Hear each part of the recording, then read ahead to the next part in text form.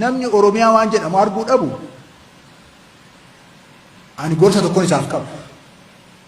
Dafee addunyaa kanarraa adda yoo ba'e Oromiyaa waan jedhamu arguu dhiisuu danda'a.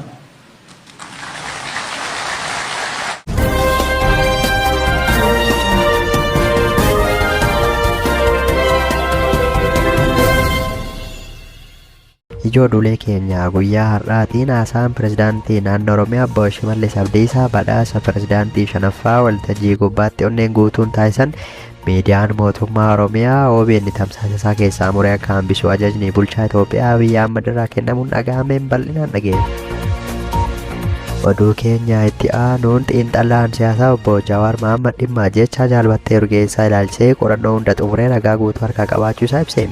Kana malees gaaffiif deebii Kuush Miidiyaa Neetwoorkii waliin taasiseen ABO Daawud Ibsaa osoo hin taane ABO marroo dirbaatiin hoogganamuun beekaa jedheen bal'inaan dhageessu. Oduu keenya itti aanuun sanbata dhufu dhalattoonni Tigraay Finfinneetti hiriira nagaa waamuu isaanii hordofee wayyaaneen hiriira waamame kan irratti Geetaachoo Raddaa fi Jeneraal Tsaadqaan Waldatinsaa'eef akeekkachiisa kennitee jedhameen bal'inaan dhageessu. Oduu keenya xumuraa fi biyya alaatiin Ameerikaan harkaan ja'affaa haleellaa Iraan irratti raawwatteen bu'uuraalee misoomaa Iraan barbadeessiteen bal'inaan dhageessu. Kunneen ijoollee oduuwwan keenya guyyaa har'aati. Alaaman isaanii nagaa daawwattoota biiftuu miidiyaa oduu guyyaa har'aa qabannee dhufneen dhufaana turan affeerraa keenya. Oduu keenya jalqabaatiin haasaan pirezidaantiin naannoo Oromiyaa Obbo Shimallis Abdiisaa badhaasa pirezidaantii shanaffaa waltajjii gubbaatti onnee guutuun taasisan miidiyaan mootummaa naannoo Oromiyaa tamsaasa keessaa erga muree hambisee booda falmii jajjabaa fi qeeqni hammaataan rogeessa miidiyaa hawaasaa irraa dho'eera. Xiinxalaan siyaasaa beekamaan Jawaar Mohaammed dhimma kanarratti fuula feesbuukii isaa irratti ibsa kenneen tarkaanfiin OBN kun fedhii miidichaa qofaan osoo hin taane ajaja olii dhufeen yookaan dhiibbaa jabaan kan raawwatamedha jechuun dhimma kana ibseera. Jawaar Mohaammed maxxansa isaatiin OBN haasaa shimee tana tamsaasa keessaa muree hambisee jechuun qaccintisaasidha jechuun tarkaanfiin kun ajaja qaama biraatiin akka raawwatame saaxileera. Obbo Shimallis Abdiisaa waltajjii badhaasaa sanarratti ejjennoo cimaa fi guddina Oromiyaa ibsuuf jecha jechoota onnee qaban kan fayyadaman yoo ta'u, miidiyaan OBN afaan Oromoo garuu haasawaa san keessaa kutuun hambisee jira. Haasaan kutame sun bifa kanaan kan dubbatame yoo ta'u, qaamni adda addaa hawwiin inni qabu Oromiyaa waan jedhamu arguu dhabuudha. Namni Oromiyaa arguu dhabuu barbaadu ani gorsa tokkoon isaaf qaba. Dafee addunyaa kanarraa yoo ba'e Oromiyaa waan jedhamu arguu dhiisuu danda'a. Kanarratti Oromiyaan ganaa ijaarama, ganaa lafa qabachaa deema, cimaa akkasumas bu'uura qabeessa ta'aa deemaa jechuun dubbatanii.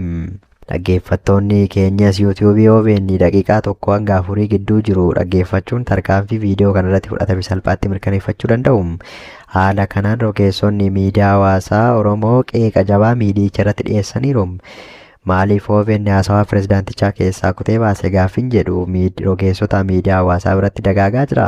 Ofii OBN haasawaa kana fedhii ofiin keessaa kutanii baasan moo akka kutanii baasan qaama dhiibbaa godhetu jira. Rogeessonni dhimma kan hordofaa jiran akka jedhanitti OBN matumaa fedhii ofiitiin tarkaanfii akkasiin fudhatu. Kanaafuu qaamni dhiibbaa godhe jira jechuun dubbataniiru. Qaamni kun eenyu silaa'uu hawwii Oromiyaa diigamuu qaba moo jechuun rogeessonni gaaffii jabaa kaasaniiru. Haasaan pirezidaantichaa ejjennoo isaanii qofa osoo hin taane Oromiyaa irratti ejjennoo Oromoo hundaa ta'uu akkamiin hubatamuu dadhabee haasaan kun eessaa kutame eenyutu kutee jechuun gaaffii garaagaraa kaasaniiru. Rogeessonni miidiyaa hawaasaa kunneenis tarkaanfii kana balaaleffachuun OBN irraa tattamaan deebii barbaanna jechuun gariin isaanii hiriira yaadaa uumanii jiru. Waggoottan as dhiyoo keessatti haasaawwan hooggantoota naannoo Oromiyaa miidiyaalee hawaasaa irratti qeeqa jajjaboo uumaa turuun isaanii kan yaadatamu yoo ta'u, OBN dhimma hooggantoota gurguddoo kanaan dura guutummaatti osoo hin hafin dabarsaa kan turedha. Tarkaanfiin viidiyoo keessaa kutuu ammaa kun garuu dhiibbaa fi qoodama hooggantoota gidduutti jiru ifatti ifa baaseera jechuun xiinxaltoonni siyaasaa ni dubbatu. Hanga ammaatti hooggansi mootummaa naannichaas ta'e sabquunnamtiin OBN dhimma haasaa viidiyoo kutame kanaa irratti deebii yookaan ibsa ragaa qabu hin kennine. Qaamni adda addaa hawwii guddaan inni qabu Oromiyaa waan jedhamu arguu dhabuudha kan barbaadu. Namni Oromiyaa waan jedhamu arguu dhabu ani gorsa tokkoon isaaf qabu. Dafee addunyaa kanarraa adda yoo ba'e Oromiyaa waan jedhamu arguu dhiisuu danda'a.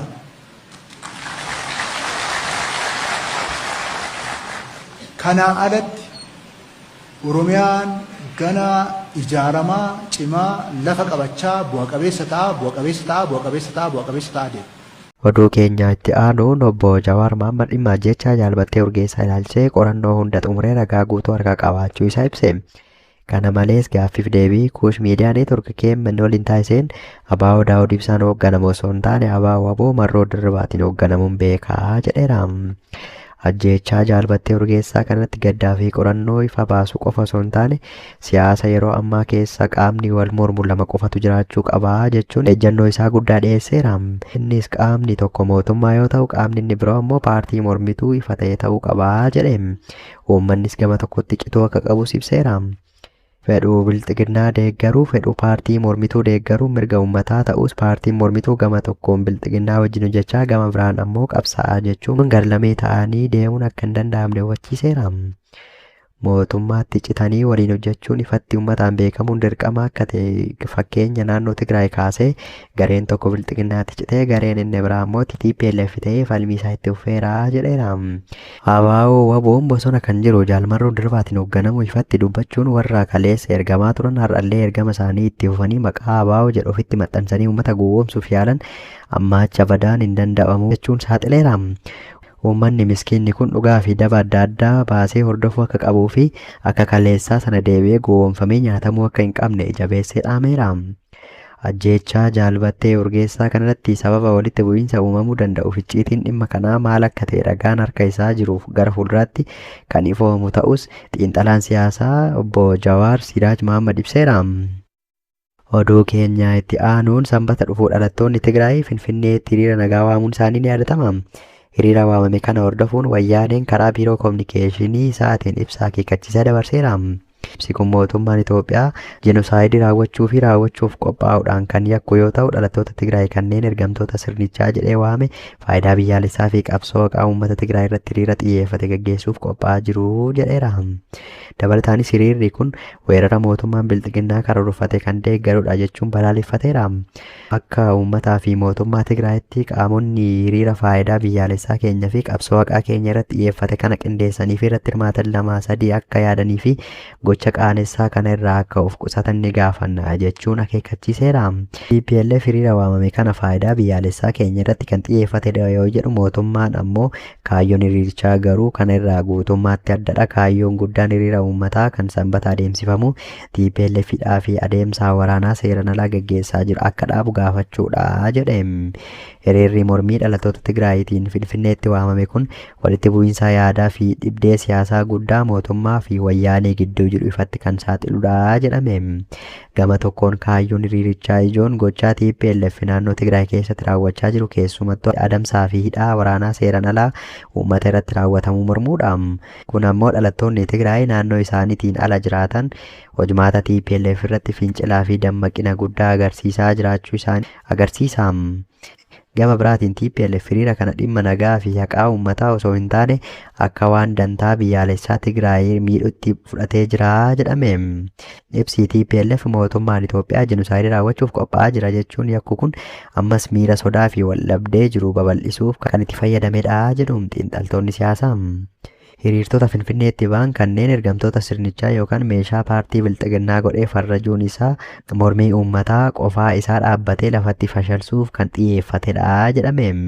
TPLF hiriira kana akka shira naannoo Tigraay dhabamsiisuuf mootummaan bilxiginnaa karoorfateetti dhiyeessu yaada uummataa jal'isuuf yaalii godhaa jira jechuun xiinxaltoonni siyaasaa ni dubbatu. Akeekkachiisni inni qindeessitoota hiriirichaaf kenne doorsisa siyaasaa cimaa fi sodaa mormiin akkasii gara naannoo Tigraayittis daddarbuu danda'a jedhu irraa kan maddedha jedhani. Dhumarratti xiinxalli kun kan mul'isu TPLF dhiibbaa keessoo fi alaa irra jiru ittisuuf ammas gara miira lolaa fi doorsaatti deebi'aa jiraachuu isaatii jedhame. Oduu keenya xumuraatiin Ameerikaan halkan ja'affaaf haleellaa Iraan irratti raawwatteen bu'uuraalee misoomaa Iraan barbadeessite. Ameerikaan halkan ja'affaaf walitti aansu Iraan irratti haleellaa waraanaa gaggeessite. Miidiyaaleen mootummaa Iraan akka gabaasanitti haleellaa kanaan bu'uuraaleen misoomaa siivilii hedduun manca'aniiru. Riqicha buufata baaburaa fi buufata xayyaaraa dabalatee bu'uuraalee misoomaa siivilii irratti raawwatameera. BBCnis bulchiinsa Harmoozgaan keessatti magaalaa Baandar Abbaas irraa gara dhiyaatti riqichi tokko haleellaa kanaan rukutamuu isaa mirkaneesseera. Ibsa dabalataa argachuuf White taa'us akkasumas ajajaa waraana giddugaleessa Ameerikaa seentikoom gaafateera. Haleellaa kana keessatti misaayiloonni Ameerikaa odola Qaashim naannoo Harmuzitti argamtu akkasumas naannoo Busheer kan buufata humna niwukilaraa qabdu irratti xiyyeeffatanii rukutuu isaanii gabaafameera. Magaalaan buufata doonii Baandaar Abbaasis xiyyaafannoo misaayiloota Ameerikaa taateerti.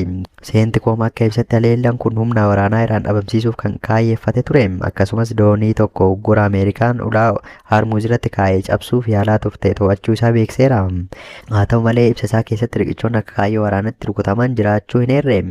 Torban kana jalqaba irratti pirezidaantiin Ameerikaa Doonaald Tiraamp Iraan gara mariitti yoo hin deebine riqichootaa fi buufataalee humna ibsaa biyyattii irratti haleellaa raawwachuu akka danda'an akeekkachiisanii turan. Kana duras Tiraamp bu'uuraalee misoomaa siivilii akka riqichootaa fi buufataalee humna ibsaa dabalatee haleellaa keessa galchuu akka danda'an ibsan.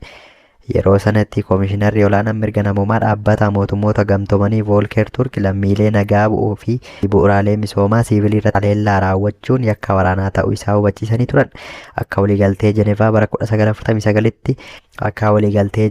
bara 1949tti yeroo waraanatti lammiilee nagaa fi bu'uuraalee jireenya isaanii tiksuuf barbaachisan irratti haleellaa raawwachuun seeraan dhorkaadha jedhame.